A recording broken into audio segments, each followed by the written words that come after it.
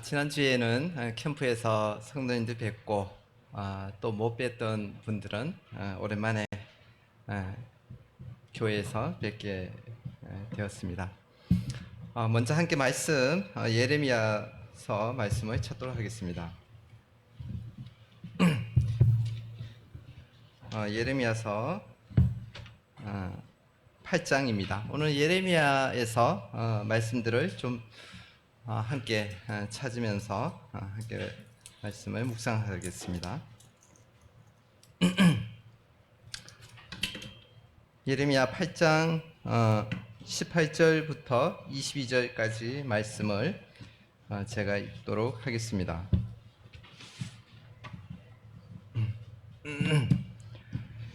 슬프다 나의 근심이여 어떻게 위로를 받을 수 있을까? 내 마음이 병들었도다. 딸 내 백성의 심히 먼 땅에서 부르짖는 소리로다. 여호와께서 시온에 계시지 아니한가? 그의 왕이 그 가운데 계시지 아니한가? 그들이 어찌하여 그 조각한 신상과 이방의 헛된 것들로 나를 경노하게 하였는고 하시니 추수할 때가 지나고 여름이 다하였으나 우리는 구원을 얻지 못한다 하는도다. 딸 내 백성이 상하였으므로 나도 상하여 슬퍼하며 놀라움에 잡혔도다. 길르앗에는 유향이 있지 아니한가? 그곳에는 의사가 있지 아니한가? 딸 내 백성이 치료를 받지 못함은 어찌 됨인고? 오늘 말씀은 길르앗의 유향, 그곳의 의사, 십자가의 갈보리 십자가의 예수 그리스도 이러한 제목으로 말씀을 나누겠습니다. 여기 말씀에서 보시는 것처럼 예레미야 선지자의 애통해하는 슬픔과 또 치료의 손길을 갈구하는 모습을 볼 수가 있습니다. 먼저 예레미야의 배경에 대해서 좀 말씀을 드리면 남왕국 유다 백성들은 죄의 흔적으로 인해서 어지러운 상태에 있었습니다. 우리 현 시대와 마찬가지로 평민에서부터 제사장, 선지자, 왕에 이르기까지 사회 전체적으로 죄가 그 영향을 끼치고 있었습니다. 그리고 유다는 그 자기들의 죄 때문에 그 상처받은 사람들이 모여 살고 있던 나라입니다. 사람들이 평화를 외치고 살았지만 그곳에 평화는 없었습니다. 오늘날 우리 사회에 행복 많이 외치죠. 어떤 광고에 보니까 행복해져라 뭐 그런 광고도 있던데 여전히 우리 가운데에 그러한 행복이 있을까요? 어떤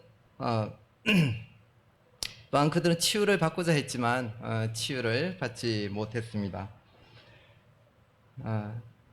이러한 문제가 어디에 있었을까요? 이 부분이 우리가 오늘 살펴볼 내용이 되겠습니다.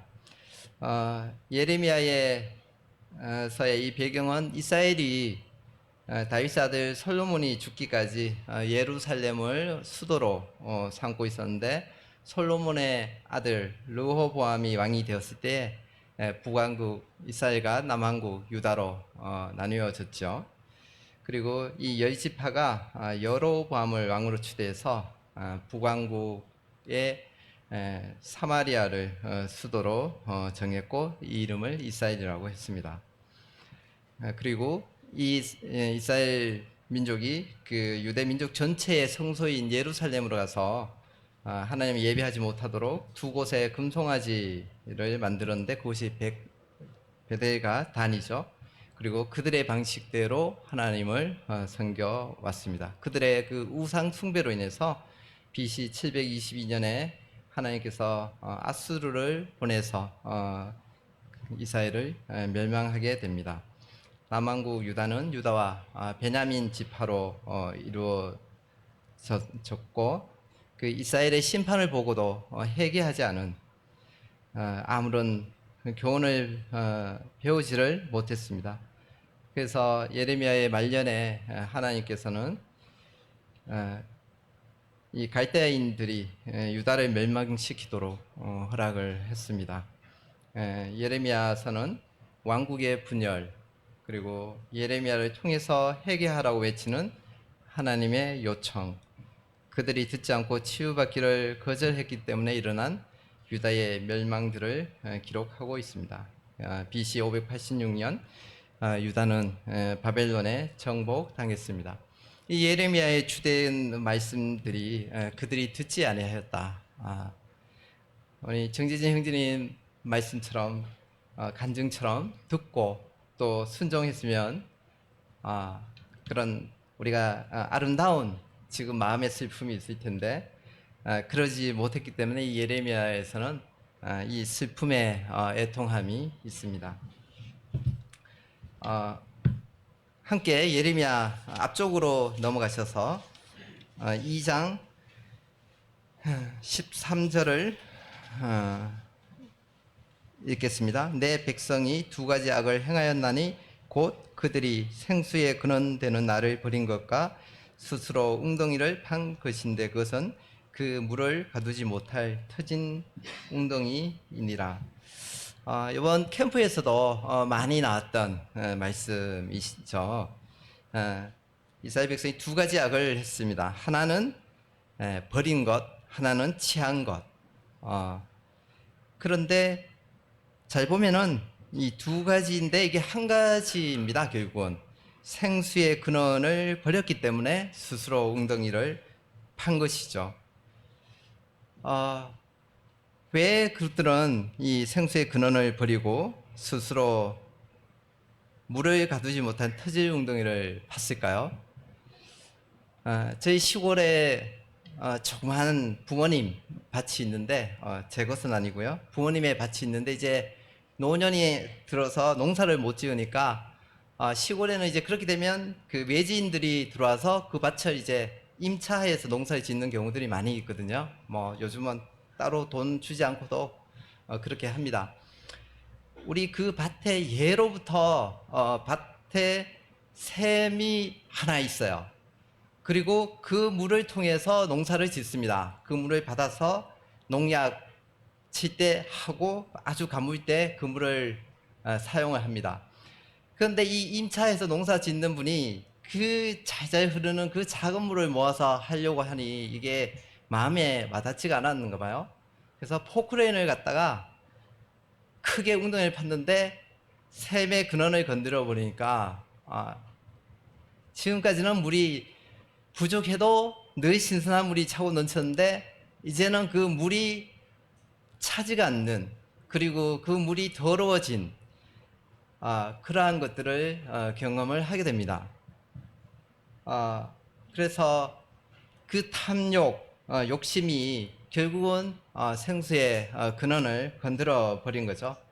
우리 동화의 이야기처럼 날마다 하나씩 알을 낳는 그 거위의 배를 갈라서 한 번에 많이 갖고자 하는 그러한 탐욕과 비슷한 것입니다. 하나님의 방법이 미련하게 보였기 때문에 이 생수의 근원을 버렸습니다.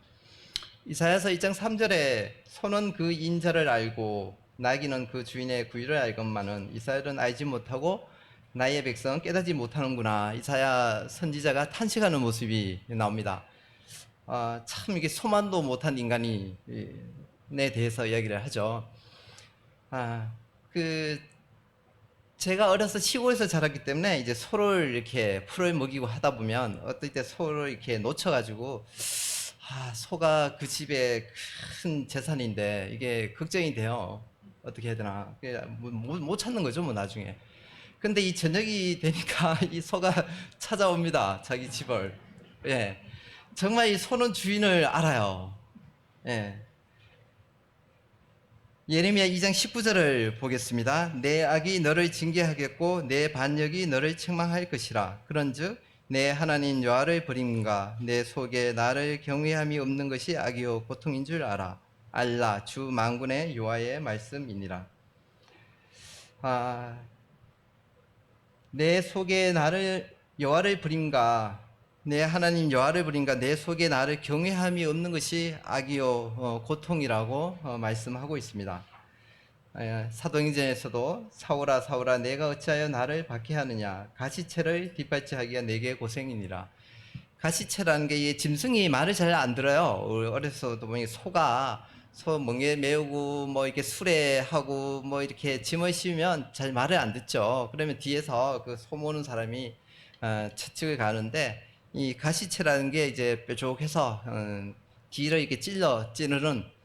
그러면 이제 소가 이제 앞길을 가죠. 딴 길을 안 가고. 그런데 가끔 이제 뒷발질도 하게 됩니다. 뒷발질을 하다 보면 이제 더 맴매를 맞고 더 자기가 이제 고통을 당하는 거죠. 그래서 가시체를 뒷발질하는 것처럼 주님을 외면하는 것이 내게 고생이라고 말씀하고 있습니다. 이슬람, 무슬림이 왜 가족 중에서 개종을 하면 명예살인으로 죽여버리고 또 그들에게 불리한 잘못됐다고 이야기를 하면 왜 그것을 신성모독이라는 이름으로 살해를 합니까? 그제 토요일에도 살만 유슈드라고 하는 뭐 예전에 그 악마의 시를 썼던, 그래서 마호멧이 일부 사단의 계시를 받았다 하는 그 소설을 썼던 분인데 오랫동안 살해 위협을 받아오다가 뉴욕에서 테러를 당했죠. 목에 칼을 맞아서. 근데 그 시를 번역했던 일본인 작가와 이탈리아 작가는 이미 91년에 무참하게 살해를 당했어요. 왜 그렇게 할까요? 이슬람의 천국은 술과 여자를 마음껏 즐길 수 있는, 그리고 술을 많이 먹어도 취하지 않는 정신이 말짱한, 그리고 풍성한 과일과 그치지 않는 시원한 냇물, 이런 곳이 이스라엘의 천국입니다. 저는 예전에 이 이야기 듣고 아무리 그래도 그렇지 이슬람이 그렇겠어요. 우리가 아무리 이슬람을 좀 이렇게 조심하고 또 우리 기독교에 전하려고 해도 진실만을 좀 이야기해야지, 그런 식으로 이야기했다가 오히려 뭐 이게 나중에 들통나면 우리한테 역효과가 죠. 진실만을 이야기하는 게 힘이 있어요. 혼자 이렇게 생각하다가 제가 찾아봤어요. 꾸란 56장에 정말 이렇게 나와 있어요. 이 땅에서도 쉽게 할 수 있는 술을 굳이 법으로 막아서 못하게 하고 천국에 가서 그걸 누리게 하는 게 이게 무슨 천국이냐. 그리고 하나님의 나라는 먹는 것과 마시는 것이 아니요 오직 성령하에서 의와 평강과 희락이라고 했는데 무슨 먹는 것과 마시는 것이냐 했는데 정말 그렇게 돼 있더라고요. 이 이슬람이 그렇게 하는 이유는 그들의 종교가 거짓이기 때문에 그렇습니다. 이 땅에서 통치 수단으로 삼고서 이 땅에서 이걸 통치 수단으로 삼고 이제 그런 것들을 이야기를 하는데 이제 거기에 대해서 안 받아들이고 하니까 이 땅에 자기 왕국을 건설하는데 방해해야 되니까 그렇게 하는 거죠. 생각해 보십시오. 한 번 죽는 것은 사람에게 정해진 것이요.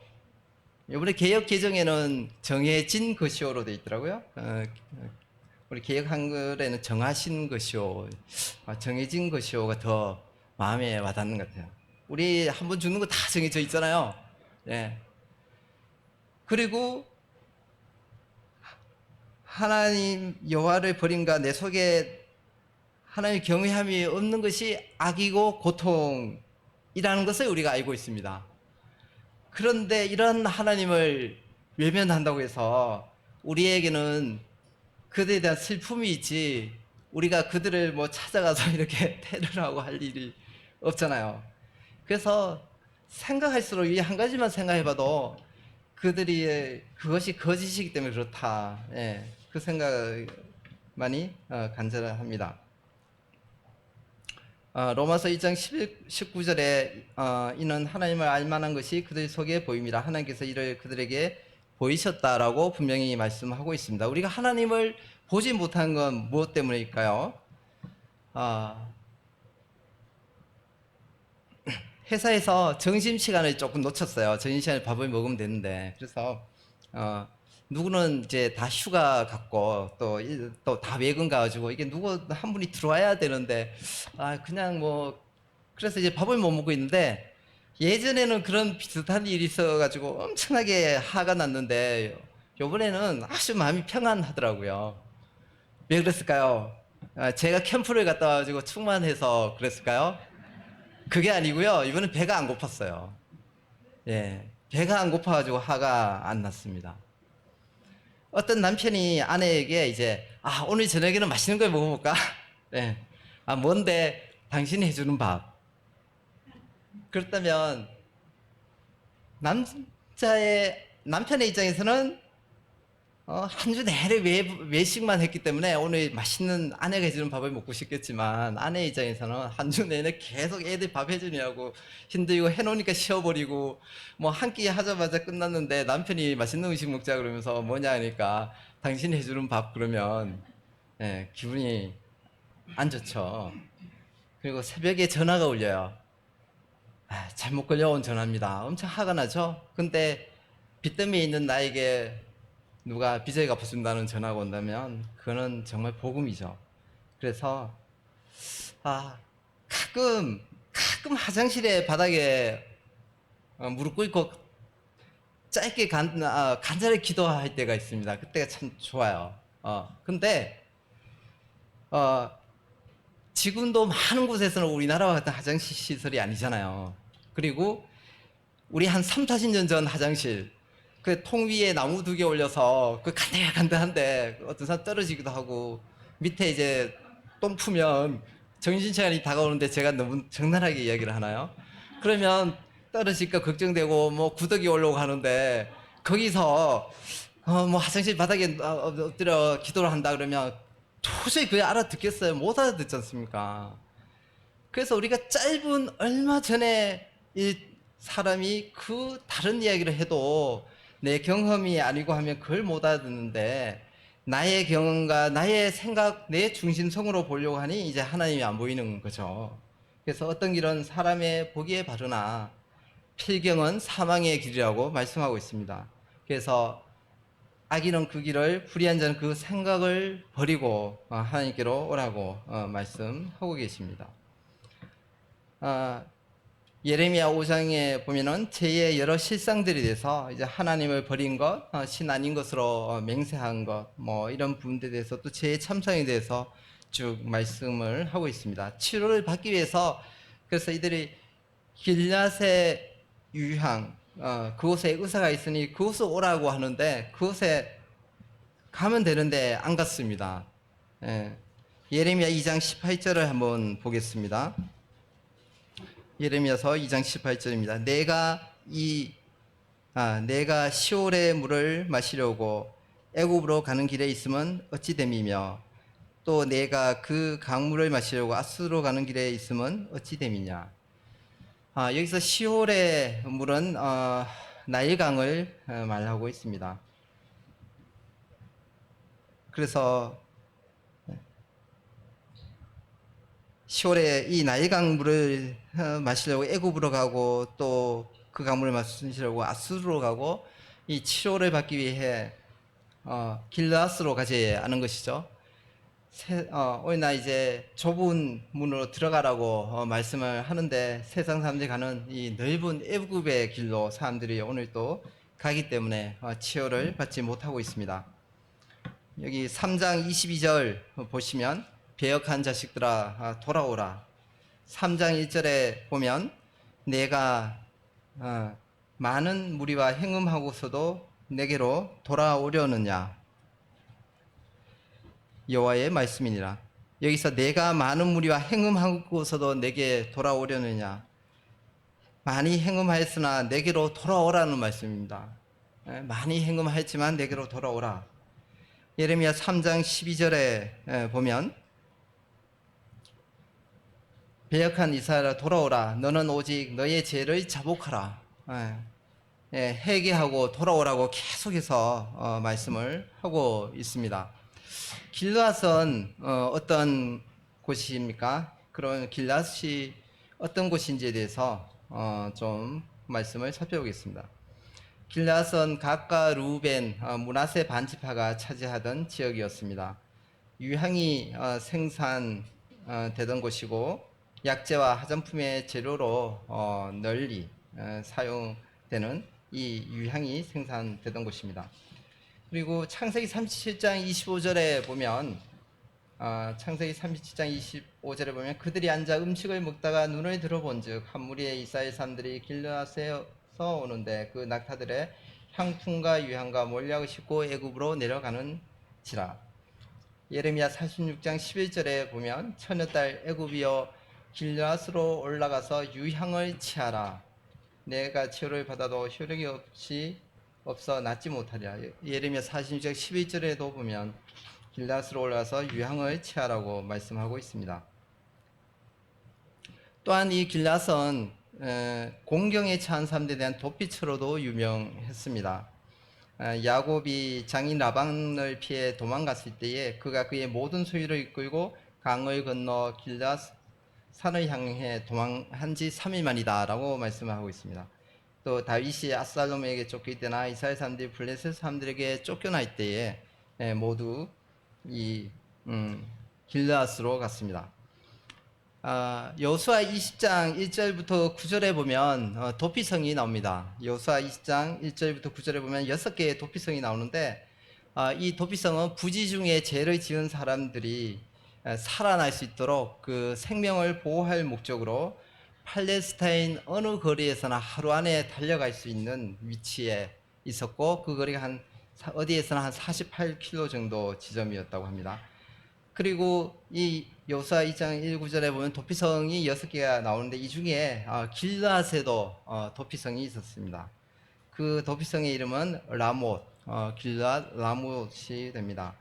그래서 이 길르앗은 이러한 유향이 생산되고 약재가 생산되는 그리고 도피처가 되는 그러한 곳이 되겠습니다. 길앗의 유향, 그곳의 의사. 바로 그분은 갈보리 십자가에서 우리 죄를 담당하신 예수 그리스도를 예표합니다.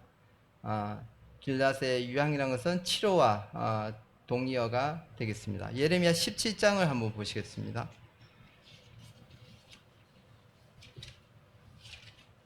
17장 14절에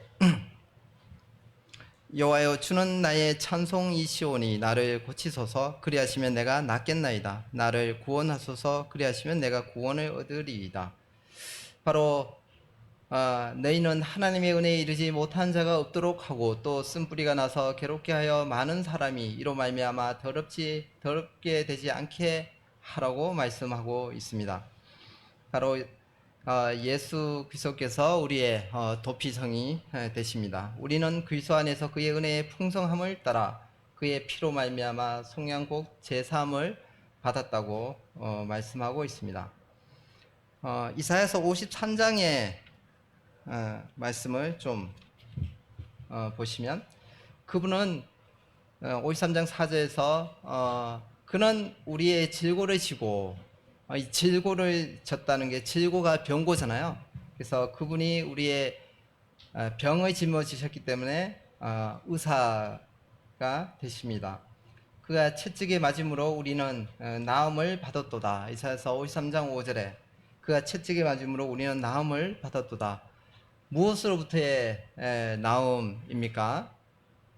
베드로전서 2장 24, 5절에 보면 친히 나무에 달려 그 몸으로 우리 죄를 담당하셨으니 이는 우리로 죄에 대하여 죽고 의에 대하여 살게 하려 하심이라. 그가 채찍으로 맞음으로 너희는 나음을 얻었나니. 여기 동일하게 나음을 얻었다는 말씀이 나오지 않습니까? 우리가 여기서 우리로 죄에 대하여 죽고라고 하는 말씀에서 보는 것처럼 이사야에서 말씀하시는 우리가 나음을 얻었다는 말씀은 우리가 죄로부터의 나음을 말씀하십니다. 이제 다 이루신 예수 그리스도께서 지금 하고 계시는 일은 무엇일까요?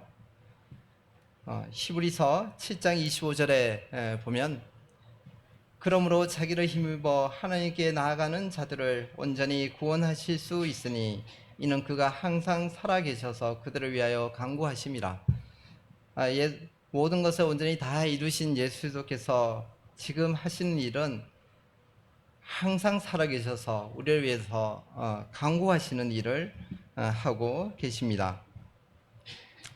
또 로마서 8장 26절에도 보면 마땅히 우리가 빌바를 알지 못하나 성령이 말할 수 없는 탄식으로 우리 위해 친히 간구하신다고 말씀하고 있습니다. 그래서 성령께서 우리의 빌바를 알지 못하지만 친히 간구하시고 또 예수 그리스도께서 항상 살아계셔서 우리를 위해서 간구하시는 일을 하고 계십니다.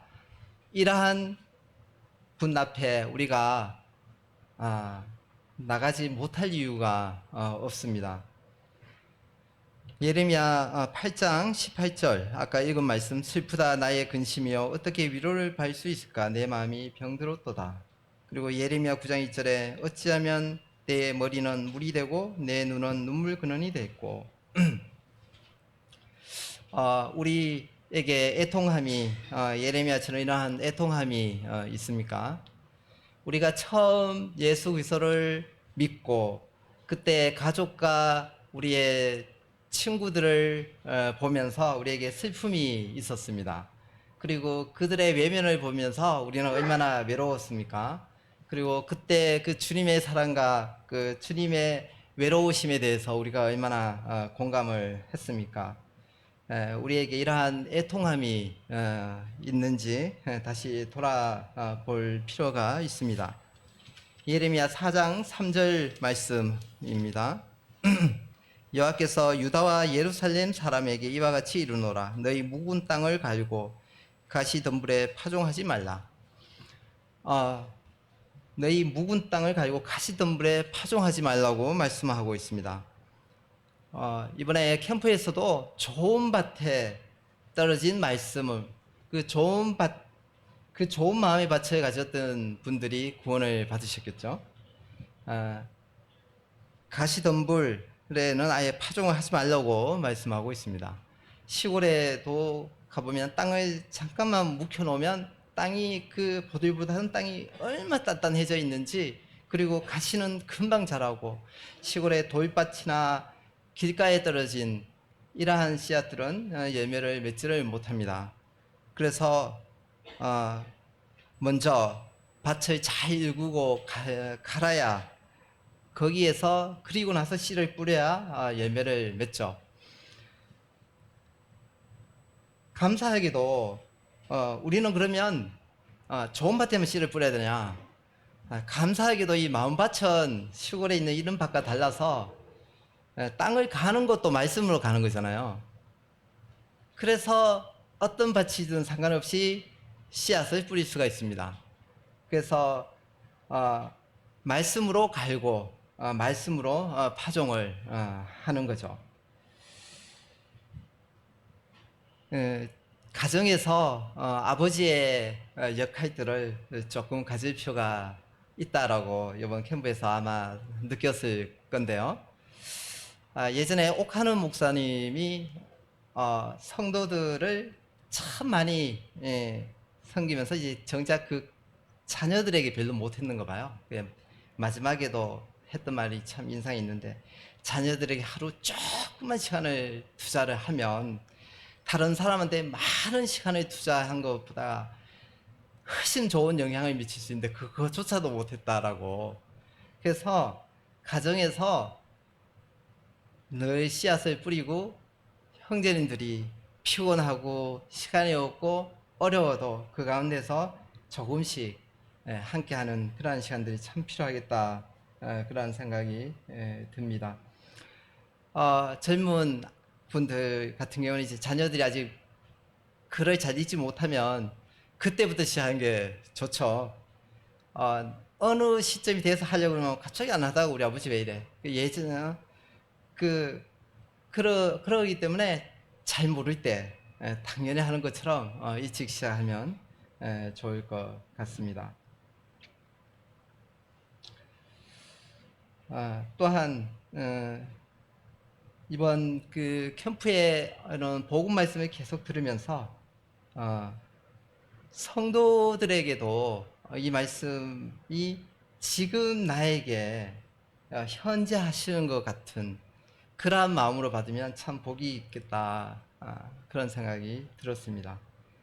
로마서에서 이 복음에 대해서 말씀하는 이 로마서가 하나님의 사랑하심을 받고 성도로 부르심을 입은 모든 자에게 이 복음으로 충만한 이 로마서가 전도용이 아니라 하나님의 사랑하심을 받고 성도로 부르심을 받은 모든 자에게 하신 말씀이기 때문에 우리가 성도도 동일하게 간절한 마음으로 이 말씀을 받으면 참 좋겠다라는 생각이 듭니다.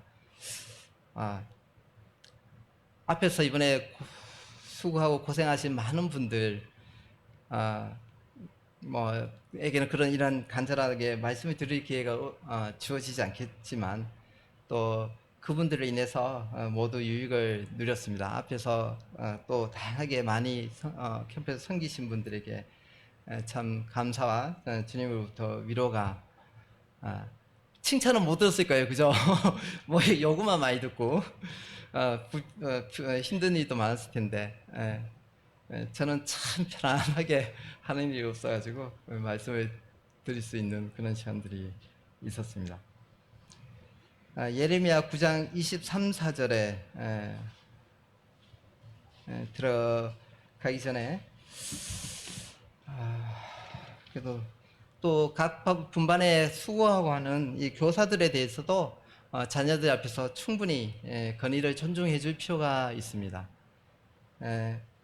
어떤 학교 이야기 중에 아이가 이 야생화를 가지고 선생님한테 이게 뭔가요? 물어봤더니 모른다고 다 할 것 같아는 선생님이 몰라가지고 집에 와서 이걸 뭐냐고 물어보니까 그 아버지는 식물학자라서 당연히 알지만 이 아이가 선생님에 대한 건의가 떨어지거나 아니면 실망할까봐 본인도 모른다고 하고 그 다음 그 선생님한테 알려줘서 그 다음날 그 선생님의 입으로 그 식물에 대해서 설명함으로 그 건의를 갖게 됐다는 이야기도 들었습니다. 아이들에게 교회에서 학교에서 여러 건의들에 대해서 인정을 해주고 그 부분을 아이들이 받아들이게 할 때에 우리 아이들이 또 올바르게 자라고 그러한 복을 누릴 것입니다. 예레미야 9장 23, 4절 말씀입니다. 여호와께서 이와 같이 말씀하시되 지혜로운 자는 그의 지혜를 자랑하지 말라. 용사는 그의 용맹을 자랑하지 말라. 부자는 그의 부함을 자랑하지 말라.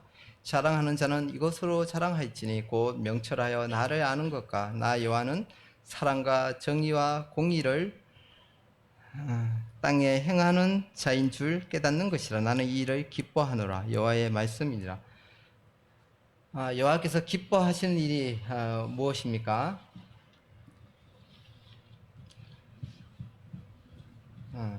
여기서 용사에게 그 용맹을 자랑하지 말고 지혜의 자에게 지혜를 자랑하지 말고 부한 자에게 부를 자랑하지 말려면 도대체 자랑할 게 뭐가 있을까요? 우리는 주일 오후 나눔의 시간에는 주로 뭐 어떤 것들을 나누십니까? 내가 뭘 아무리 잘 해봤자 뭐 그렇게 자랑할 것이 있을까요? 우리가 만나는 많은 사람들이 있는데 저도 보니까 대부분의 사람들하고 뭐 딱 독대해가지고 뭐 그리스도에 대해서 이야기를 하기도 할 수도 없고, 우리 어렸을 때는 그래도 갑자기 뭐 버스 먼 길 타고 가다가도 그냥 뭐 앉은 사람에게 그런 이야기도 했잖아요. 뭐 많이 전하지는 않았습니다만 뭐 잔디밭에도 뭐 가서 했는데 요즘은 그런 기회들이 전무하죠. 없습니다. 어렵습니다. 그리고 우리가 알고 있는 수많은 사람들에게 어떻게 시작할지 또 단기간에 뭐도 안 되고 이리저리 하다 보니까 많이 포기도 하게 되는데 최근에 이제 다시 저도 그 사업을 하는 친구가 혼자 북치고 장구치고 하려는 게 너무 힘들다고 그래가지고 맞아, 그렇겠네. 성경에도 보면 그 우리가 죄진 이후로 아담 때부터 그렇게 땀 흘려서 일하게 되어 있어. 이렇게. 그리고 어떤 사람도 쉬운 게 없어요. 쉬운 거 있으면 저한테 알려주세요. 저 쉬운 거 한 개도 못 봤어요.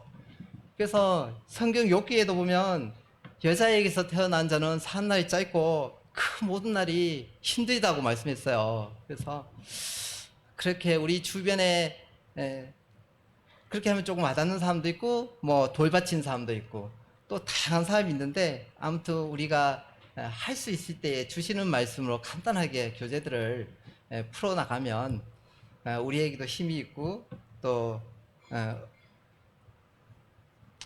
그런 기쁨들이 되는 그런 것을 봅니다. 그래서 여기서 말씀하는 대로 여호와를 자랑하라고 말씀하고 있습니다. 예레미야 12장 5절 말씀을 한번 보겠습니다. 만일 내가 보행자와 함께 달려도 피곤하면 어찌 능히 말과 경주하겠느냐. 내가 평안한 땅에서는 무사하려니와 요단 강물이 넘칠 때는 어찌하겠느냐. 이 말씀이 어떤 상황에서 지금 주어졌습니까?